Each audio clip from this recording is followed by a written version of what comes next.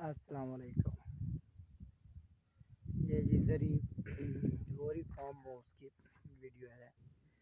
ये इसकी डेवलपमेंट्स की पोजीशन है। ये देखिए,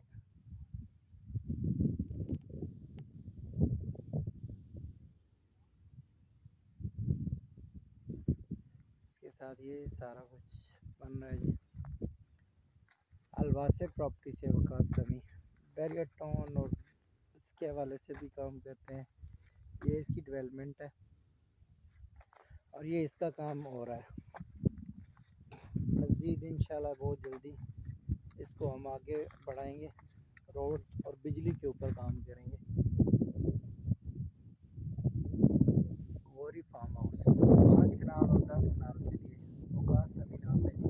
अलवा से प्रॉपर्टी बैरियर टाउन रावलपिंडी। ये इसकी अपडेट्स हैं जी।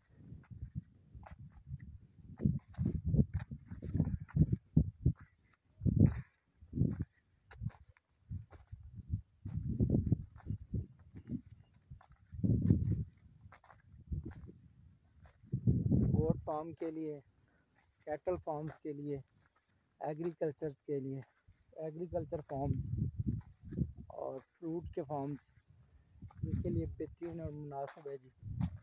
ये इसकी सिचुएशन है। हमने ये कुछ तजर्बे के तौर पर लगाई थी सब्जियाँ, अच्छी आ चुकी हैं। ये ऊपर हमने कैटल फार्म बनाया और मज़ीद इसकी डेवलपमेंट्स और मज़ीद तेज़ी से काम जारी है जी।